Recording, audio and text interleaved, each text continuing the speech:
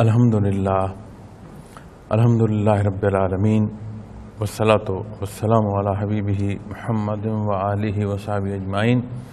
اما بعد فاعوذ باللہ من الشیطان الرجیم بسم اللہ الرحمن الرحیم قال اللہ تعالی فی القرآن الکریم والفرقان الحمید ان الذین یبایعونک انما یبایعون اللہ ید اللہ فوق ایدیہم فمن نکث فإنما ينکث علی نفسه ومن اوف بما عہد علیہ اللہ فسیؤتیہ اجرا عظیما اللہم سبحانک لا علم لنا الا ما علمتنا انک انت العلیم الحکیم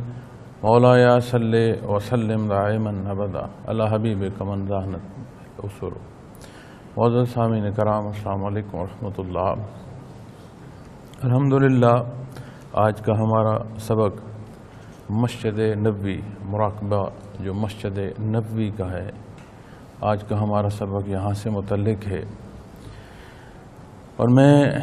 سالکین خواتین و حضرات تمام سے یہ بات عرض کروں گا کہ جو قرب کی منازل نصیب ہوتی ہیں تو تعلق یا رشتے میں نزاکت بڑھتی چلی جاتی ہے۔ آپ اپنی عمومی زندگی کے تعلقات کو غور فرمائیں، جہاں عمومی تعلق ہے وہاں گلہ نہیں ہوتا، کمی بیشی کا گلہ وہاں ہوتا ہے جہاں تعلق خصوصی ہوتا ہے۔ یہ عمومی مزاج ہے، آپ اپنے مزاج انسانی سے دیکھیں۔ اسی طرح جب یہ قرب کی منازل نصیب ہوتی ہیں تو یہاں کی نزاکت کا احساس اور اس احساس کا ہمہ وقت رہنا یہ ضروری ہے، چونکہ جب کلام ذاتی فرماتا ہے لا ترفعوا اصواتکم فوق صوت النبی، تو یہ عمومی لوگ وہاں نہیں بیٹھے تھے۔ بعد از انبیاء جو اللہ کریم نے اپنے برگزیدہ ہستیاں اس دنیا میں پیدا فرمائی ہیں، وہاں اس محفل میں وہ ہستیاں تشریف فرما تھیں۔ ہم نعت مبارک جب پڑھتے ہیں تو نعت ہوتی ہے جس میں نبی کریم صلی اللہ علیہ وسلم کے اوصاف بیان فرمائے گئے ہوں، آپ کی تعریف کی گئی ہو، آپ کی ذات سے متعلق جو ہے عرض پیش کی گئی ہو۔ ہماری نعت جتنی ہے وہ ضروریات ذاتی سے متعلق ہوتی ہے، تو ہمیں تو یہ بھی اندازہ نہیں ہوتا کہ جو نعت ہم پڑھ رہے ہیں اور جس انداز سے پڑھ رہے ہیں اور جو کچھ مانگ رہے ہیں، یہ اور جو تعلق نبی کریم صلی اللہ علیہ وسلم سے بحیثیت امتی ہے، اس رشتے کا کیا پیمانہ ہے، تو یہ اندازہ بھی نہیں کرتے۔ اور جن ہستیوں کو قرآن کریم مخاطب فرما کر اس آیہ کریمہ میں تنبیہ فرما رہا ہے، رہنمائی فرما رہا ہے، وہ ہستیاں جن میں حضرت ابوبکر صدیق رضی اللہ تعالیٰ عنہ جیسی ہستی تشریف فرما۔ واقع معراج پر چونکہ یہ دنیاوی حالات اگر دیکھے جائیں تو یہ انسانی عقل سے باہر کی بات، انسانی عقل یا شعور جو ہے اس کی رسائی تو اس خلق تک ہے، اس کے باہر اس خلق میں بھی کلی طور پر نہیں ہو پاتی۔ اور آج تک کی سائنس کی جتنی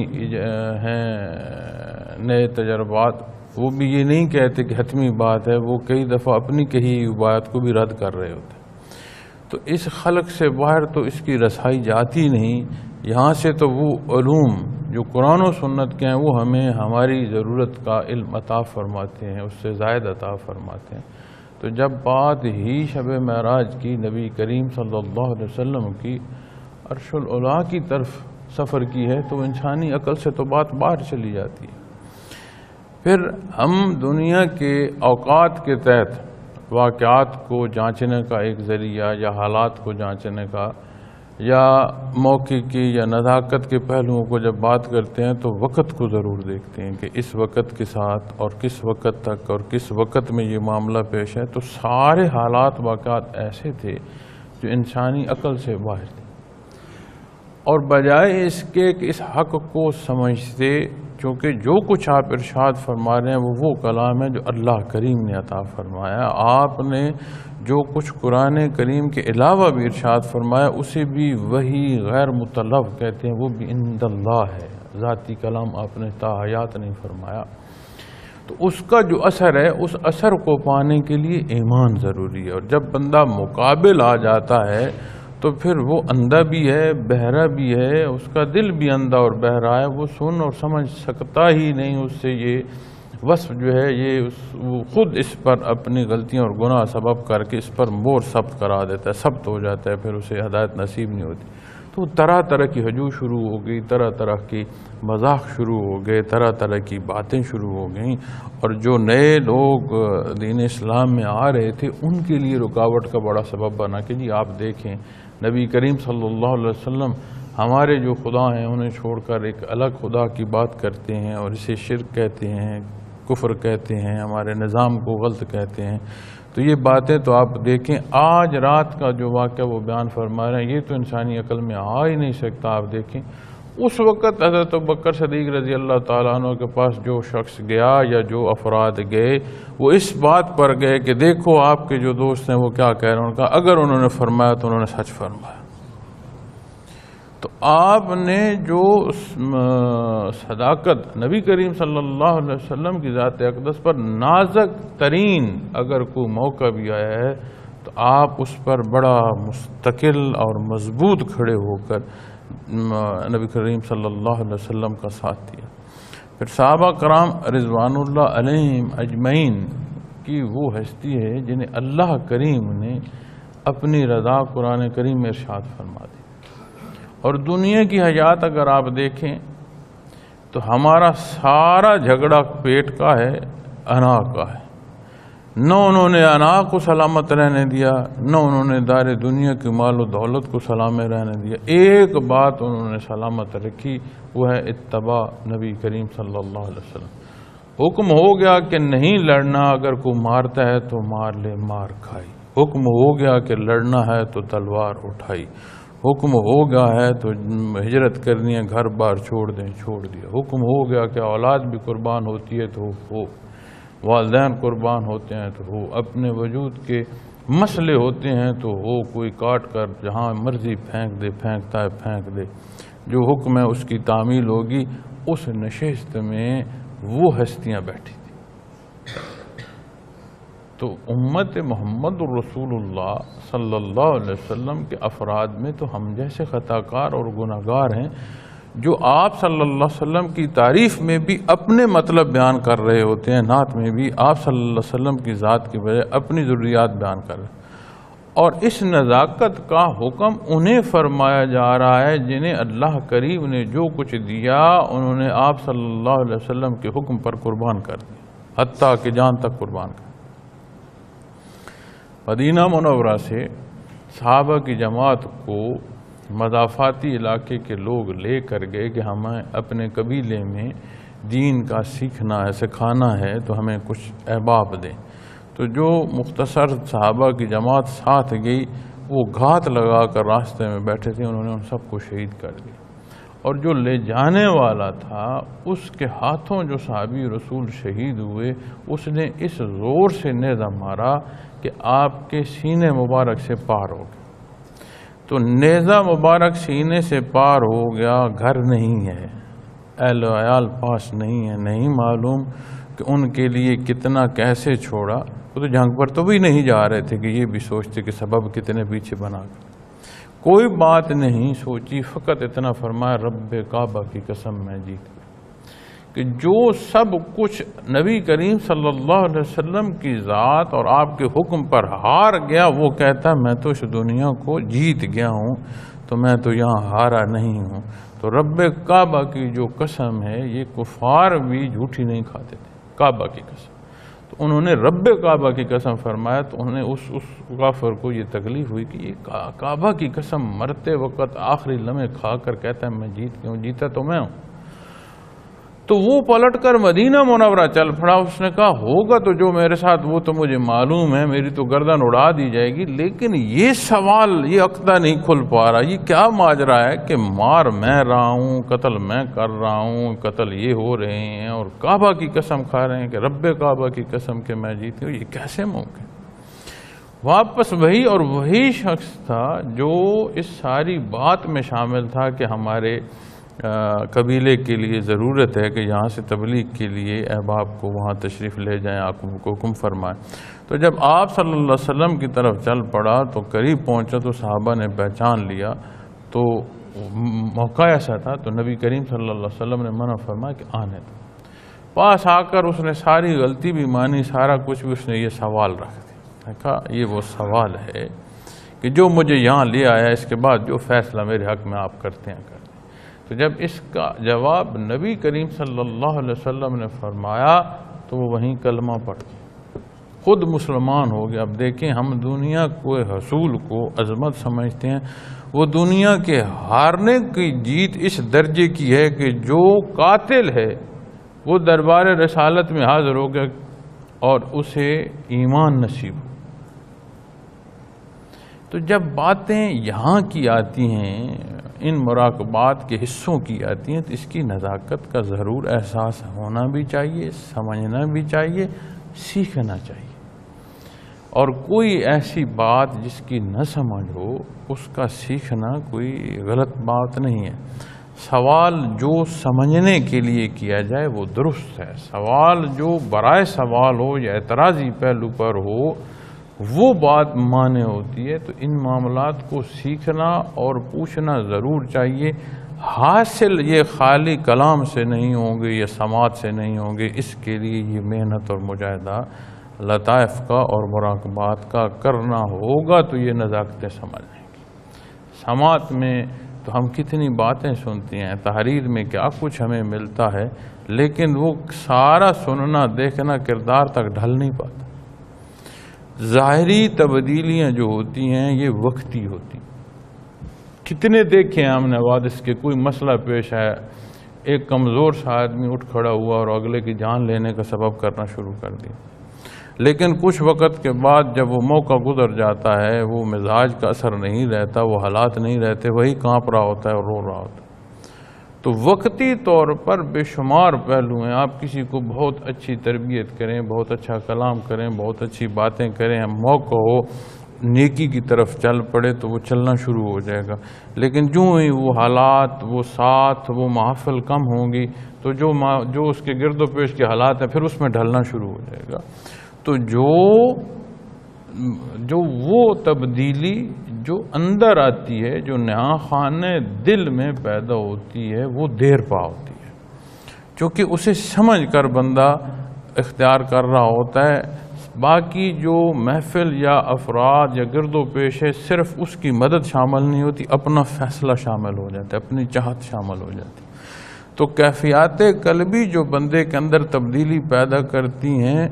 وہ نیا خانہ دل سے پیدا کرتی ہیں کہ اس تبدیلی کو وہ مانتا بھی ہے، وہ چاہتا بھی ہے۔ تو یہاں کی جب بات آتی ہے تو یہ ضرور خیال ہو۔ اور روزہ اطہر کے بعد مراقبہ مسجد نبوی کرایا جاتا ہے، اور یہ دونوں روزہ اطہر اور مسجد نبوی، ان دونوں کو فراف الرسول کا مراقبہ کہتے ہیں، اور اس میں جسے روحانی بیعت نصیب ہوتی ہے اسے فراف الرسول کہا جاتا ہے۔ اور یہ دونوں مراقبے اکٹھے کرائے جاتے ہیں کہ روزہ اطہر بھی اور مسجد نبوی کا، یہ دونوں جو سبق ہیں اکٹھے کرائے جاتے ہیں، ایک ہی نشست میں کرائے جاتے ہیں، ایک ہی نشست میں توجہ دی جاتی ہے، ایک ہی نشست میں یہاں تک جو رسائی کے لیے حصے درکار ہیں وہ سارے سالک کو دیے جاتے ہیں۔ اور یہ ایسا ممکن نہیں ہے کہ یہاں خود سے کوئی یہ سمجھے کہ میں بڑی محنت کرنے والا ہوں اور یہاں تک کی رسائی کا میں خود اہل ہوں، یہ کوئی بات نہیں ہے۔ یہ ساری اہلیت کا سبب وہ تسلسل ہے جو قلب اطہر محمد الرسول اللہ صلی اللہ علیہ وسلم سے چل رہا ہے۔ یہ سارا جو حصہ ہے یہ اللہ کا کرم اور اس کا احسان ہے۔ ممکن نہیں ہے کہ کوئی کہے کہ استعداد ذاتی پر وہ ان بلندیوں کو پہنچ سکے۔ تو یہاں جب پہنچتے ہیں تو میں نے آپ کو روزہ اطہر کی حاضری کے حوالے سے عرض کیا تھا کہ مواجہ شریف کے سامنے، جالی مبارک کے سامنے اپنے آپ کو محسوس کرے، دست بستہ کھڑا ہو، نگاہ نیچی رہے، درود شریف پڑھ رہا ہو، انوارات رنگ سبز ہے، اور اس ساری کیفیت کو سالک کی روح جذب کر رہی ہوتی ہے. ان انوارات جو سالک پر آ رہے ہوتے ہیں، جس میں کھڑا ہوتا ہے، اس میں وہ جذب کر رہا ہوتا ہے. اس کا جذب ہونا ظاہر ہوتا ہے کردار میں آ کر. نبی کریم صلی اللہ علیہ وسلم کی ذات اقدس سے محبت اس درجے کی پیدا ہونا شروع ہو جاتی ہے کہ اپنی پسند یا ناپسند معنی نہیں رکھتی. خیال کوئی گزرے بھی تو بندہ اسے جھٹک دیتا ہے کہ نہیں میاں بات میرے دل کی نہیں ہے، بات حکم کی ہے، میرے ذمہ حکم کا ماننا ہے. تو جب اسی طرح اس کا دوسرا حصہ بھی عرض کیا تھا کہ اس سے آگے بھی اس میں کیفیات ہیں. اب وہ کس کو کس طرح کی نصیب ہوتی ہیں، ایک ہمیشہ یاد رکھیے گا، ہمیشہ یاد رکھیے گا، چاہے کوئی بات مشاہدے کی آئے اور چاہے کوئی بات خواب کی آ جائے. بے شمار یہ سوالات بھی آتے ہیں، اس کا پیمانہ ہمیشہ قرآن و سنت دیکھیے گا. ہم کمزور ہیں، ہمارے مجاہدے کمزور ہوتے ہیں. یہ غالب امکان بھی آ سکتا ہے بیچ میں کہ ہمارا اپنی نفسانی خواہش کو متشکل ہونا نہ شروع ہو جائے، ہمیں کوئی شیطان وسوسے ڈالنا نہ شروع ہو جائے، اور نبی کریم صلی اللہ علیہ وسلم کی زیارت بھی نصیب ہو سکتی ہے. اللہ کریم احسان فرما دیں تو آپ صلی اللہ علیہ وسلم کی زیارت نصیب ہو سکتی ہے. اور علماء کرام نبی کریم صلی اللہ علیہ وسلم کی زیارت پر جب تحریر کرتے ہیں اور رہنمائی فرماتے ہیں، دو باتیں فرماتے ہیں. ایک فرماتے ہیں کہ اگر یہ یقینی بات ہو کہ یہ آپ صلی اللہ علیہ وسلم کی ذات اقدس ہے تو وہ واقعتاً آپ صلی اللہ علیہ وسلم کی ذات اقدس ہے، کیونکہ کوئی شیطان، کوئی حصہ اور ایسا نہیں، کوئی نفس کی یا کوئی خواہشات کی قوت ایسی نہیں کہ وہ متشکل ہو کر نبی کریم صلی اللہ علیہ وسلم کی ذات اقدس پر جا کر کھڑی ہو سکے. یہ نہیں. تو دوسرا وہ اس میں تحریر کرتے ہیں، رہنمائی فرماتے ہیں کہ جسے خواب میں بھی زیارت نصیب ہو جائے نبی کریم صلی اللہ علیہ وسلم کی، تو اللہ کریم مہربانی فرماتے ہیں کہ دار دنیا سے روانگی اس کے بحالت ایمان نصیب ہوتی ہے. اتنا بڑا انعام ہوتا ہے. اب آپ اسی بات سے اس پہلو کی نزاکت دیکھیں کہ بندہ دانستاً جب چاہے اپنی آنکھیں بند کرے اور دل کی آنکھیں کھولے اور اس دربار میں جا حاضر ہو. اس کی حیات کیسی ہونی چاہیے؟ عشرہ مبشرہ پر جب بات ہو رہی تھی کہ یہ ہستیاں وہ ہیں جنہیں اللہ نے دنیا میں جنت کی بشارت دی، تو نبی کریم صلی اللہ علیہ وسلم سے عرض کہ یا رسول اللہ صلی اللہ علیہ وسلم یہ جو کچھ بھی کریں تو یہ جنت میں جائیں گے؟ آپ نے فرمایا بے شک.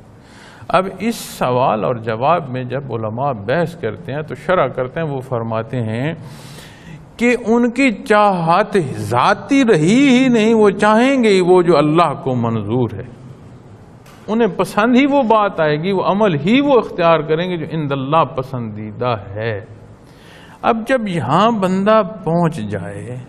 اور پھر اپنی خواہشات کو پوچھتا پھرے تو پھر کیا حاصل ہے؟ تو چلتا ہوا کو گرے تو اسے خراش آتی، کوئی مکان سے گرے تو اس کی ہڈیاں ٹوٹتی ہیں، اور کوئی مینار سے گرے تو اس کا وجود چورا چورا ہونا شروع ہو جاتا. اتنے قرب پر بھی جا کر پھر ذات کو اگر اور انا کو چاہنا ہے تو پھر اس سے بڑا ظلم کوئی نہیں کہ کتنا احسان اللہ نے فرمایا کہ اس فانی جہان میں جس میں روح وجود کی حیات کا سبب بنایا اور عالم امر سے عطا فرمائی، اپنی نیابت عطا فرمائی، آج کے ہمارے ان حالات میں بھی یہ ممکن بنا دیا، ہمارے لیے احسان فرما دیا کہ ان صدیوں کی تو کجا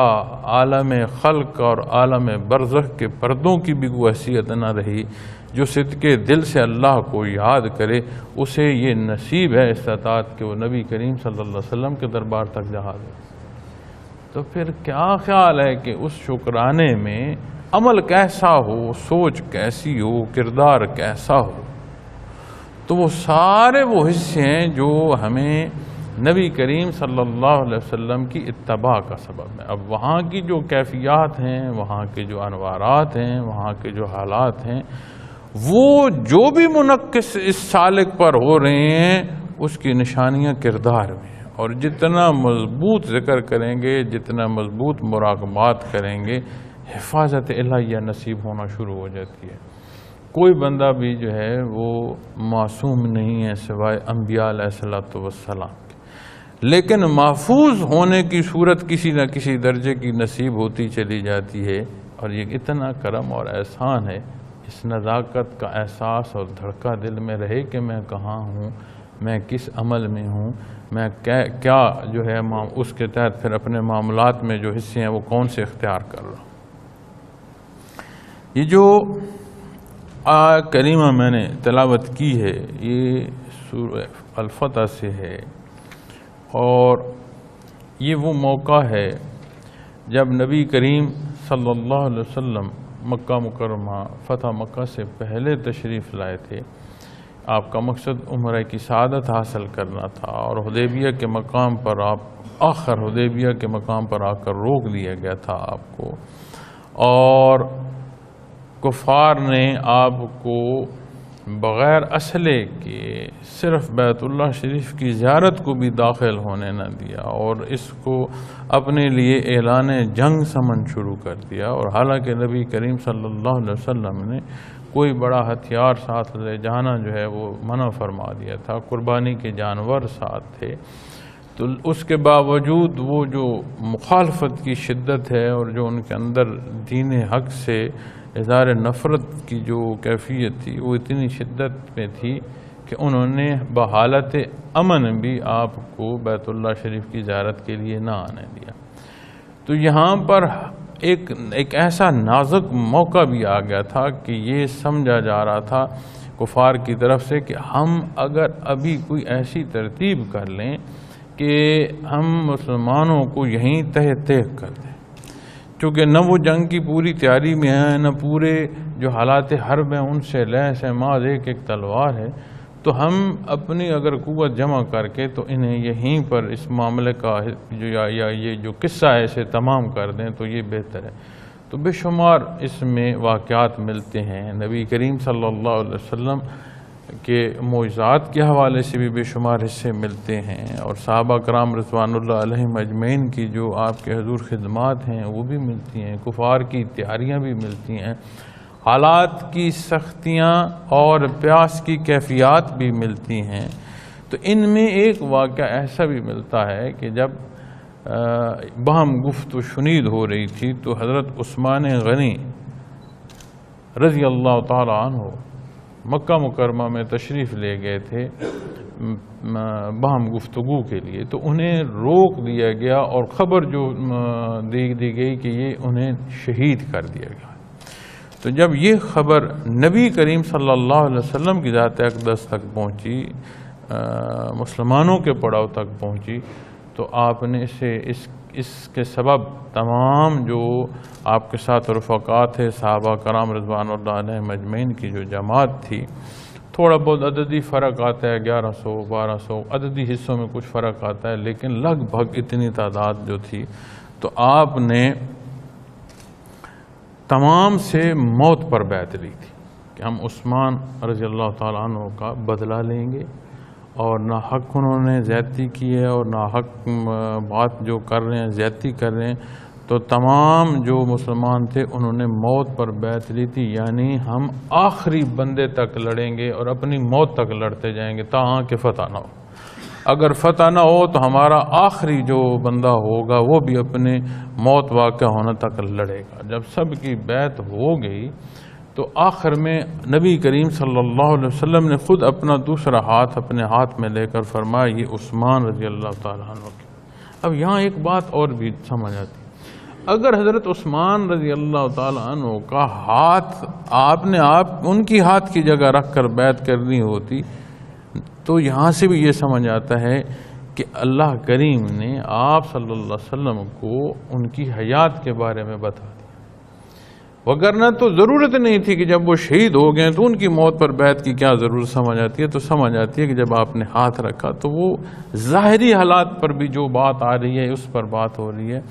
تو اس موقع کو، اس صدق کو، اس محبت کو، اس اتباع کو اللہ کریم نے اتنا پسند فرمایا اور اتنا مقبول فرمایا کہ یہ آیا کریمہ نازل، شان نزول اس آیا کریمہ کا یہ واقعہ ہے۔ اور یہاں جو صحابہ کرام رضوان اللہ علیہم اجمعین کی محبت کا دیدنی پہلو جو کافر بھی دیکھ کے اور ڈر گئے، وگرنہ وہ مل کر حملہ بھی کرتے اور کوشش کرتے، وہ یہ تھا کہ جب باہم گفت و شنید جا رہی تھی تو ایک فرد اہل مکہ نے، قریش نے جو بھیجا یہاں پر بات کرنے کے لیے نبی کریم صلی اللہ علیہ وسلم کی ذات اقدس سے کہ آپ آئیں یا نہ آئیں، یا آج نہ آئیں، یا شرائط کیا ہیں، یا مسائل کیا ہیں، ان میں وہ فرد ایسا تھا جو کیسر و کسرا کے محلوں تک گیا ہوا تھا، اسے وہاں رسائی تھی، شناسائی تھی، آ جا سکتا تھا۔ تو اس وقت دنیا میں مضبوط ترین جو حکومتیں تھیں وہ یہی دو تھیں۔ تو اس نے واپس پلٹ کر جب کفار مکہ کو بتایا کہ تمہارا یہ خیال خام ہے کہ تم سمجھتے ہو کہ نبی کریم صلی اللہ علیہ وسلم کو تم دکھ پہنچا سکو گے، نہیں۔ وہاں جو افراد میں نے آپ کی خدمت میں دیکھے اور جو محبت ان کے اندر میں نے دیکھی ہے، وہ میں نے کیسر و کسرا کے محل اور وہاں کے غلاموں میں نہیں دیکھی۔ آپ کلام فرماتے ہیں، وہ ایسے سر جھکائے بیٹھے ہیں جیسے کوئی بے جان ہو اور کوئی حرکت نہ رکھتا ہو، اور اگر آپ لعاب مبارک کسی طرف پھینکتے ہیں تو جھپٹ پڑتے ہیں کہ ہمارے ہاتھ پر آئے، اور اگر آپ کا لعاب مبارک کسی کے ہاتھ پر آ جائے تو وہ اسے چہرے پر ملتا ہے، سینے پر ملتا ہے، اور اپنے آپ کو دنیا کا خوش قسمت ترین انسان سمجھتا ہے۔ یہ ممکن ہی نہیں ہے کہ ان میں سے کوئی ایک زندہ ہو اور تم نبی کی سمت تک پہنچو، ایسے سے تم نہیں لڑ سکو۔ تو ان موقعوں پر اللہ کریم نے ارشاد فرمایا، ان الذین یبایعونک انما یبایعون اللہ، بے شک جو لوگ آپ سے بیعت کرتے ہیں وہ واقعی میں اللہ سے بیعت کرتے ہیں۔ ید اللہ فوق ایدیہم، اللہ کا ہاتھ ان کے ہاتھوں پر ہے۔ فمن نکث فانما ینکث علی نفسہ، تو بیعت کے بعد جو عہد کو توڑے تو توڑنے والے کا وبال خود اسی پر ہے۔ اب قرآن کریم میں اللہ جل شانہ کی طرف جو تعلق ہے بندگی کا، اس میں نبی کریم صلی اللہ علیہ وسلم کا ارشاد، آپ صلی اللہ علیہ وسلم کا اتباع، آپ صلی اللہ علیہ وسلم سے جو محبت، ہر پہلو میں یہ بتایا گیا ہے کہ خالق تک رسائی کے لیے اللہ کریم نے نبی کریم صلی اللہ علیہ وسلم کو مقرر فرمایا۔ آپ وہ ذات ہیں جس نے ہمیں اللہ جل شانہ کے نام، جو ذاتی نام ہے جس کا ذکر کثرت سے کرنے کا حکم ہے، اس سے بھی شناسائی اللہ کریم نے آپ صلی اللہ علیہ وسلم کی ذات کو بنایا۔ تو اگر کوئی چاہے کہ اسے اللہ کریم سے تعلق نصیب ہو تو اسے آپ صلی اللہ علیہ وسلم سے جو تعلق ہے، آپ صلی اللہ علیہ وسلم کے ساتھ جو محبت یا عشق جو ہے یا اتباع، اسے اختیار کرنے کی ضرورت ہے۔ تو اس کے جواب میں یحببکم اللہ ارشاد فرمایا۔ تو اللہ کریم کے جو تعلق کو چلنا ہے وہ اتباع محمد الرسول اللہ صلی اللہ علیہ وسلم شرط ہے۔ اس تعلق کے بغیر ممکن ہی نہیں کہ کوئی یہ جان سکے کہ میرے اللہ کو مجھ سے کیا مقصود ہے، اللہ کریم نے مجھے کس مقصد کو پیدا فرمایا ہے۔ وجود انسانی کی ساری جو قوت یا ساری کی ساری جو حص ہے وہ اس حد کو تو پہنچ سکتی ہے کہ کوئی ذات ہے جو نظام ہستی کو چلا رہی ہے، کوئی مالک کل کائنات ہے، اس سے آگے نہیں جان سکتی۔ کن باتوں سے وہ خوش ہوگا، کن پہلوؤں سے وہ ناراض ہوگا، مجھے کیا اختیار کرنا ہے، اس حیات سے پہلے کیا تھا، اس حیات کے بعد کیا ہوگا، قیامت کے حالات کیا ہیں، اور عبدالآباد جو حیات ہے اس کے معاملات کیا ہیں، یہ وہ حصے ہیں جو ہمارے شعور سے بالا ہیں اور رسائی ہی ممکن ہی نہیں۔ تو نبی کریم صلی اللہ علیہ وسلم کی ذات اقدس سے جو تعلق ہے عند اللہ مقبول ہی وہی ہے۔ اور یہاں جب اس محبت اور شوق سے اپنی جان کے نذرانے پیش کرتے ہوئے نبی کریم صلی اللہ علیہ وسلم کے ہاتھ مبارک میں ہاتھ مبارک اپنے دے کے موت پر بیعت نصیب ہوئی، کیا سما ہوگا بھائی. اللہ ان کی عظمتیں قبول فرمائے اور ان کے صدقے ہمیں بھی دین اسلام پر عمل پیرا ہونے کی توفیق عطا فرمائے. کہ اس حصے کو اللہ کریم نے فرمایا کہ جو لوگ آپ سے بیعت کر رہے ہیں واقعتاً وہ اللہ سے بیعت کر رہے ہیں، چونکہ آپ نے کلام بھی ذاتی نہیں فرمایا، آپ نے بات بھی وہ ارشاد فرمائی جو عند اللہ ہے. آپ نے اپنے آپ کو کسی کو سجدے کے لیے نہیں فرمایا، خود بھی اللہ کے حضور سربسجود ہوئے، آنے والے کو بھی سبحان ربی الاعلی اسی کے دربار میں سکھایا. تو جو عمل آپ نے اختیار فرمایا ہے ہی وہ جو من جانب اللہ ہے، اس لیے آپ کا ماننا ایسے ہی ہے جیسے اللہ کا ماننا. پھر یہاں بات آتی ہے ہاتھ کی، اور میں نے کئی دفعہ یہ بیان مختلف احباب کے سنے بھی ہیں کہ جب ان آیات پہ متشابہات پر وہ بات کر رہے ہوتے ہیں تو اس میں عجیب سا عنصر جو ایک الفاظ، اس کو اگر لفاظی بھی کہہ دوں تو بھی شاید کم ہو، کوئی ایسا پہلو ہوتا ہے جس سے معلوم ہوتا ہے کہ ان ہاتھوں پر جنہوں نے نبی کریم صلی اللہ علیہ وسلم کی دست مبارک میں آتی ان پر اللہ کریم نے واقعی ایسے ہاتھ رکھ دیے. یہ جب یہاں ان متشابہات کی بات آتی ہے تو اس کا معنی ظاہری نہیں، موقع کا نہیں آئے گا. ید بے شک عربی میں ہاتھ کو کہتے ہیں، کسی بھی ہاتھ کے لیے لفظ ید استعمال ہوگا، لیکن جب یہ لفظ ذات باری تعالیٰ کی طرف جائے گا تو معنی بعید ہوگا. اب ہاتھ کیا کرتا ہے؟ یہاں کے ہاتھ سے مراد کیا ہے؟ مدد کرنا ہے، کسی کام کو انجام دینا ہے. اور جب یہ معنی بعید میں یہ حصہ اللہ جل شانہ کی طرف منسوب ہوگا تو مراد یہ ہے کہ وہ مدد اور وہ نتیجہ عطا کر دیا جائے گا جو ہاتھ نے کرنا ہے. تو اللہ کریم کے دست قدرت میں کن فیکون اتنی ساری بات ہے وہاں. تو جب وہاں کی بات آئے گی تو اس نتیجے کی بات آئے گی، اس سے مراد یہ نہیں ہوگا کہ جیسے ہمارا ہاتھ ہے اسی طرح متشکل ہو کر اللہ کریم کا ہاتھ وہاں آ گیا. لیکن درجہ دیکھیں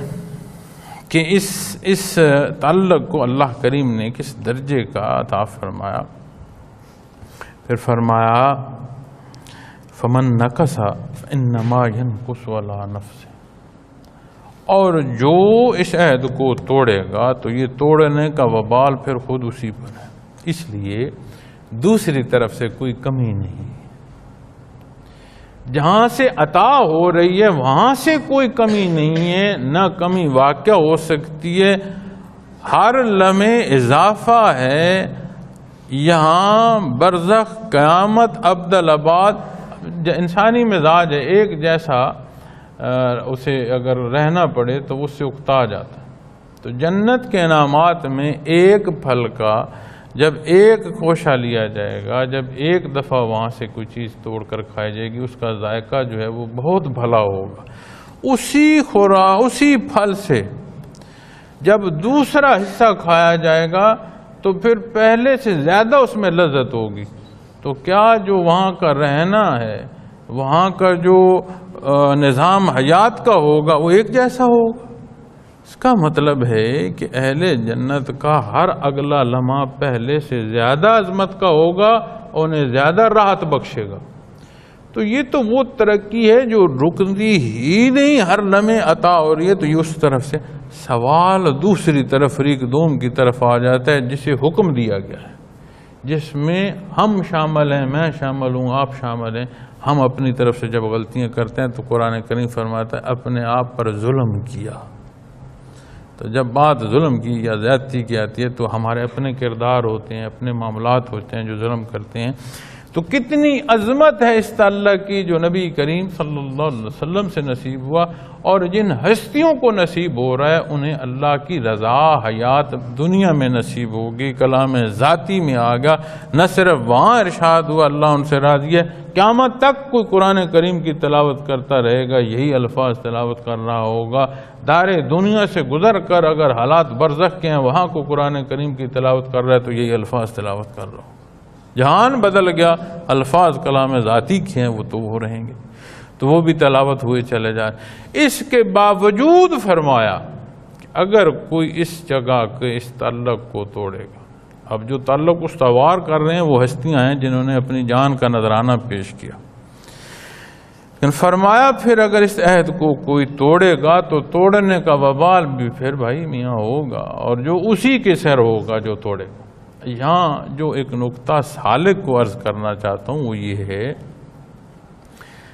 کہ یہ میں نے دیکھا ہے کہ بڑی محنت کی جاتی ہے، اپنے سامنے ایک منزل مقرر کی جاتی ہے کہ جی مجھے بھی فنا فی الرسول کی حیثیت نصیب ہو جائے، مجھے بھی روحانی بیعت نبی کریم صلی اللہ علیہ وسلم کی دست اقدس پر نصیب ہو جائے. تو جو شرائط بتائی جاتی ہیں، جو طریقہ سکھایا جاتا ہے، اس طریقے سے محنت بھی شروع ہو جاتی ہے، اس طریقے سے مجاہدہ بھی شروع ہو جاتا ہے. اور میں یہ نہیں کہتا کہ وہ سارا جو محنت اور مجاہدہ کیا جا رہا ہے کوئی اللہ نہ کرے اس میں کوئی بددیانتی یا خیانت ہے، پورے شوق کے ساتھ کیا جا رہا ہوتا ہے تو سبق چل رہا ہوتا ہے.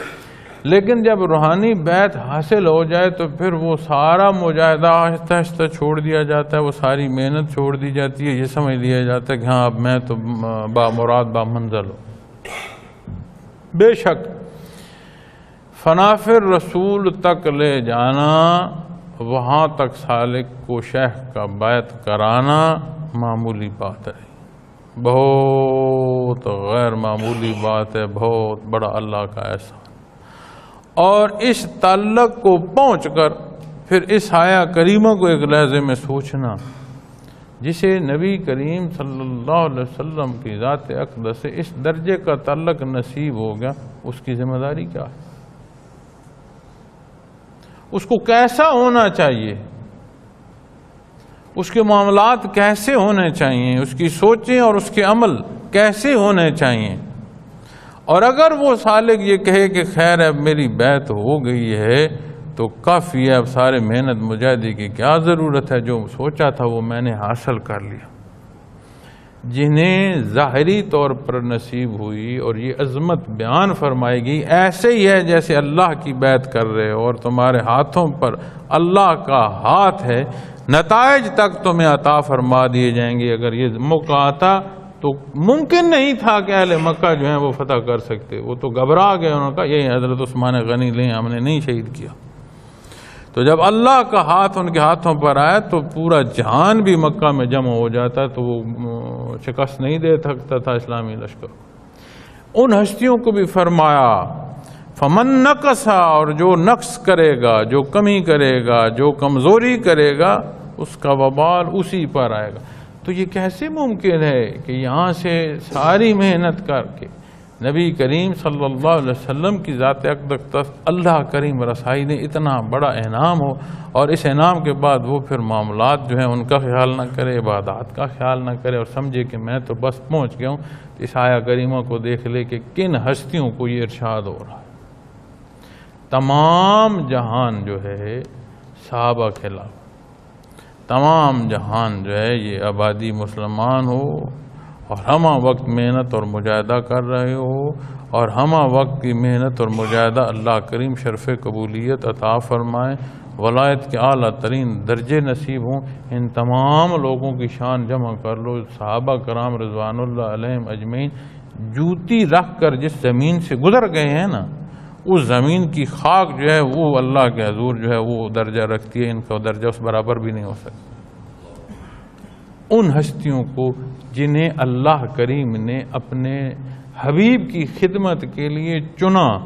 جن کے دنیا کے آنے پر سابقہ اقوام کے لیے ماننا اسلام کے حصوں میں سے تھا، ان کی کتب میں ذکر تھا، جہاں نبی کریم صلی اللہ علیہ وسلم کی ذات اقدس کا ذکر تھا، آپ کے خدام کے اوصاف تک بیان تھے. تو جب آپ کے خدام کے اوصاف تک بیان تھے تو یہ باتیں شاید ہیں کہ وہ چنی ہوئی ہستیاں تھیں. اس کے باوجود اللہ کریم یہ ارشاد فرمایا فمن نقصا، کوئی کمی بیشی کرو گے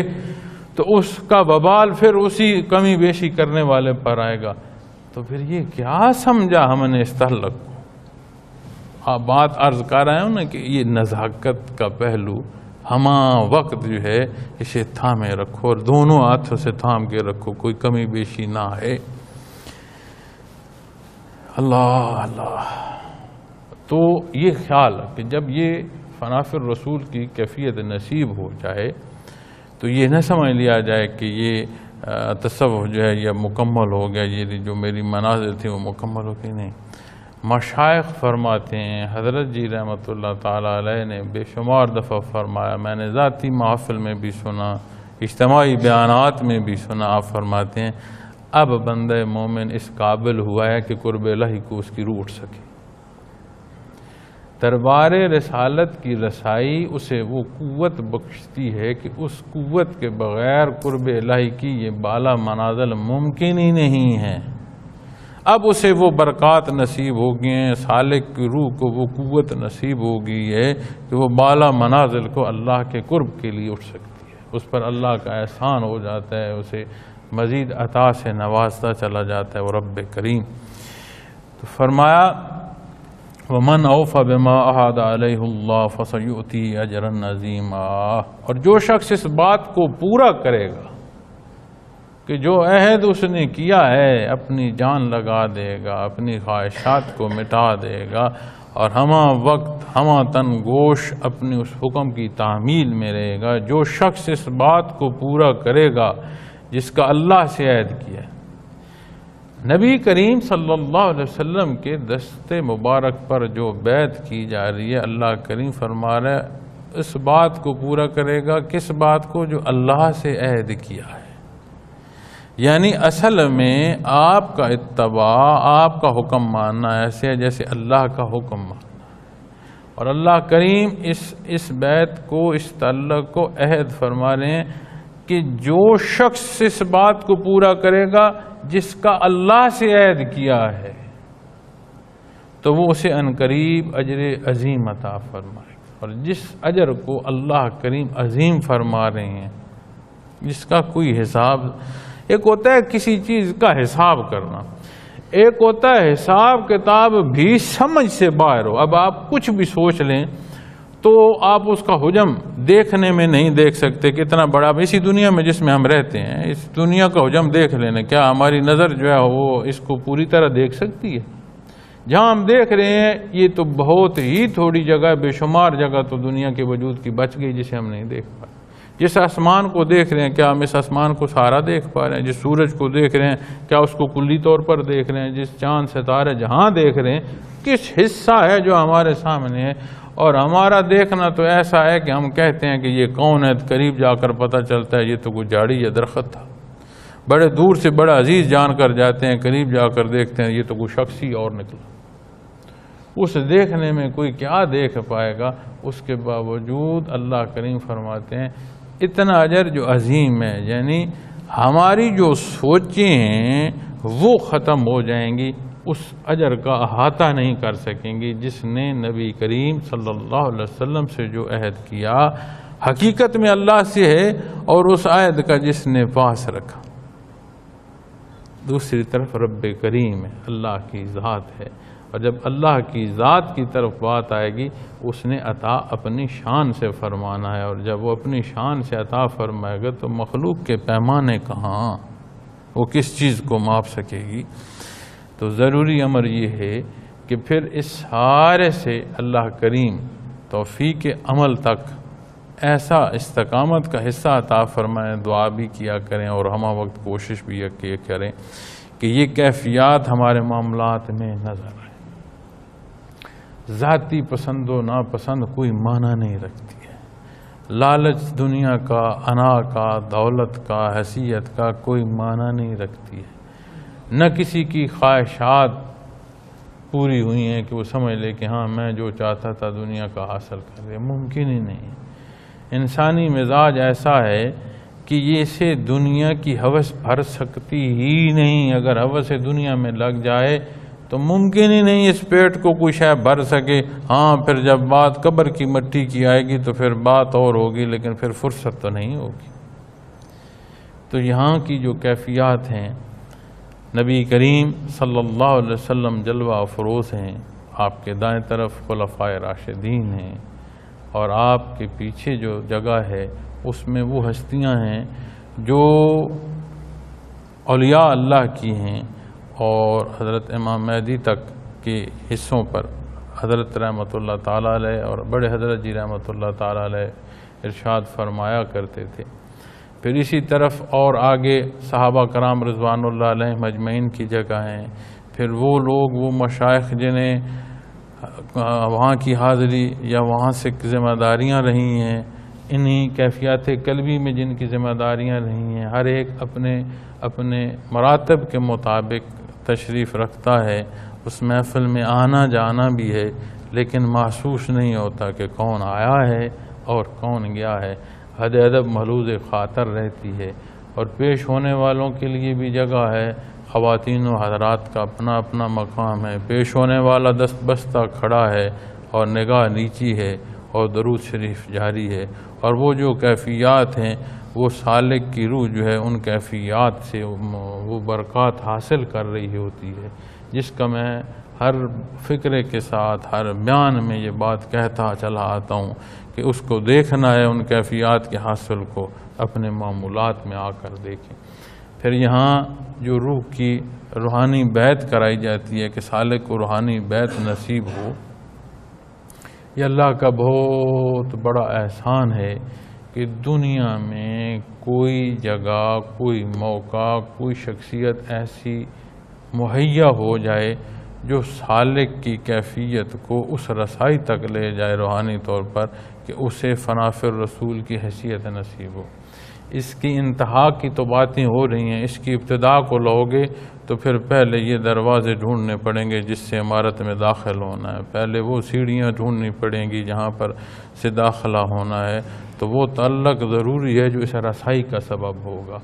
اور اگر کیفیات قلبی کی بات کی جائے تو تاریخ تصوف شہادت دیتی ہے اس بات پر کہ جن کے پاس لاکھوں کا مجمع بھی بزرگوں کے پاس تھا نا،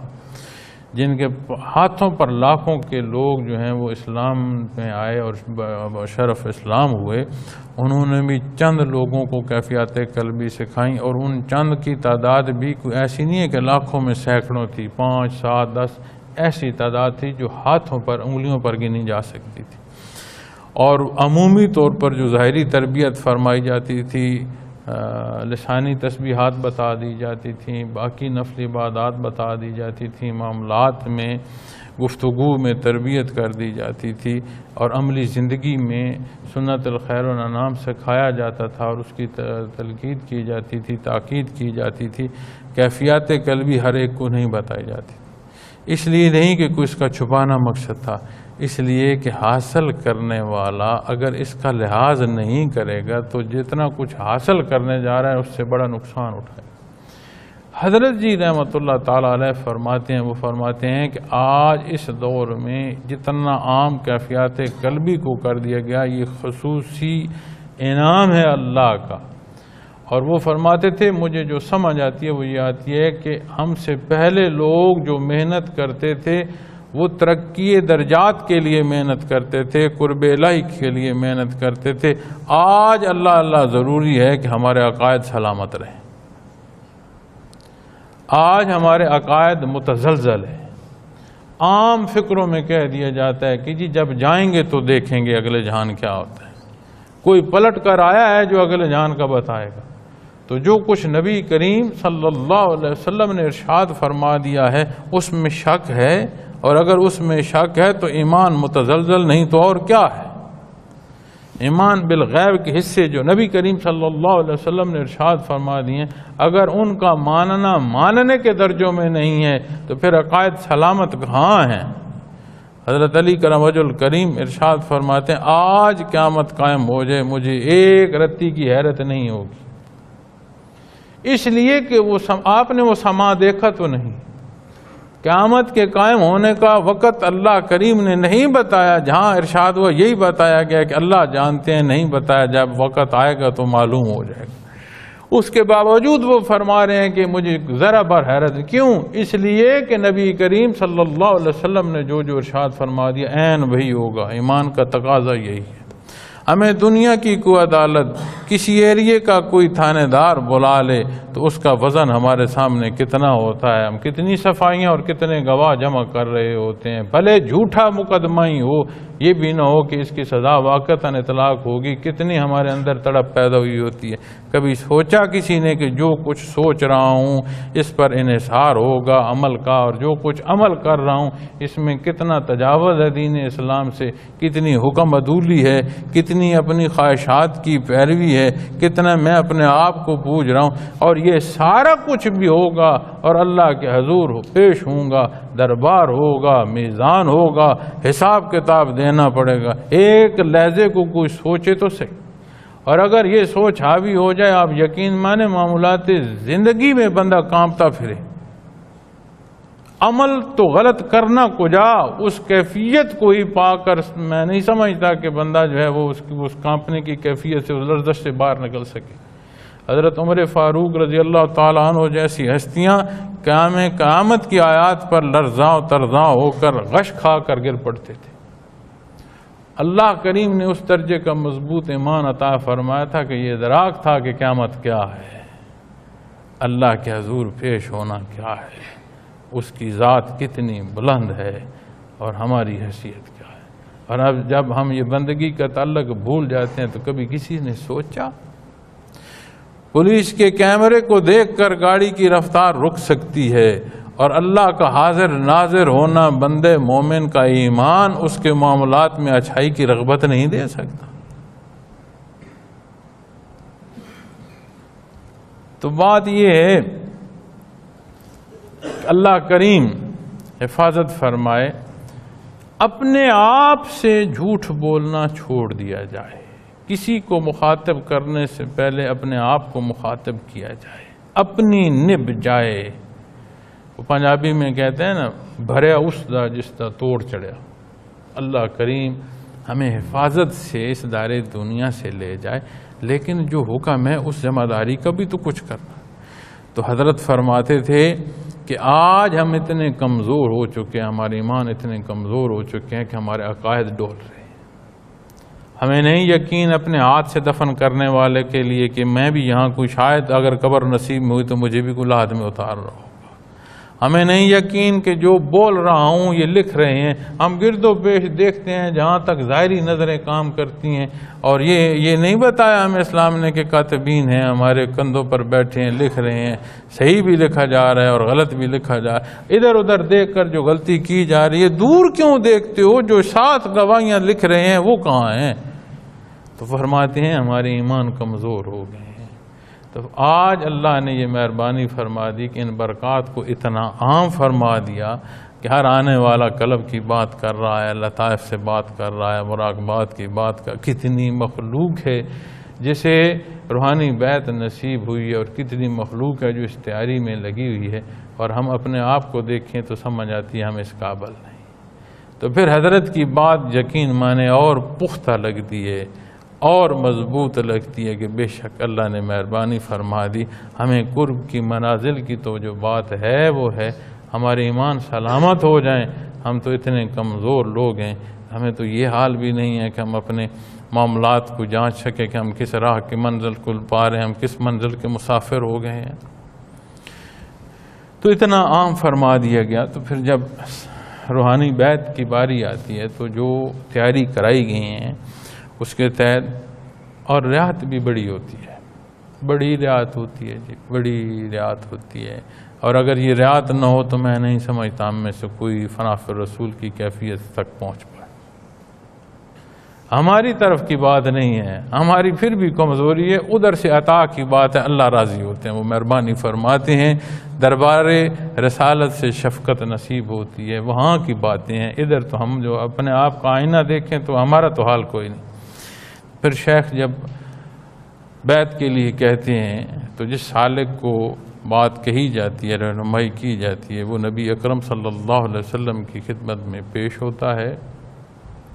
آپ کے دست مبارک کو دونوں ہاتھوں سے تھامتا ہے، بوسہ دیتا ہے، آنکھوں پر لگاتا ہے، چہرے پر ملتا ہے۔ پھر آپ صلی اللہ علیہ وسلم کے بائیں طرف حضرت ابوبکر صدیق رضی اللہ تعالیٰ عنہ تشریف فرما ہیں، پھر یہی کیفیت آپ سے نصیب ہوتی ہے۔ پھر دو ہستیاں حضرت عمر فاروق اور حضرت عثمان غنی رضوان اللہ علیہم اجمعین کے سامنے سے ہوتا ہوا پھر آ کر حضرت علی رضی اللہ تعالیٰ عنہ کے پاس بیعت کی اسے کا شرف نصیب ہوتا ہے، اور پھر واپس نبی کریم صلی اللہ علیہ وسلم کی بارگاہ میں حاضر ہوتا ہے، اور وہاں سے ہر سالک، ہر روحانی بیعت والے کو، خواہ مرد ہے خواہ عورت ہے، عطا ہوتا ہے، کچھ نہ کچھ عطا ہوتا ہے۔ اب اس میں انسان کا مزاج کیسا ہے، دنیا میں اللہ کریم نے دین اسلام کے کس پہلو سے اس کو کام سے نوازنا ہے، تو مختلف باتیں شامل ہوتی ہیں، لیکن ہر ایک کو کچھ نہ کچھ عطا ہوتا ہے۔ کسی کو قلم عطا ہو گیا، کسی کو قرآن کریم عطا ہو گیا، کسی کو جھنڈا عطا ہو گیا، کسی کو تلوار عطا ہوگی، تو مختلف جو انعامات ہیں ان میں سے ہر ایک کو ضرور کچھ نہ کچھ ملتا ہے، اور کچھ ایسے بھی ہوتے ہیں جنہیں متعدد بھی ملتے ہیں۔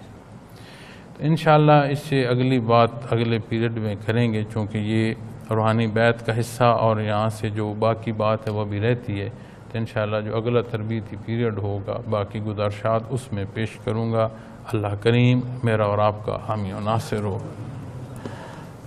وآخر دعوانا الحمدللہ رب العالمین۔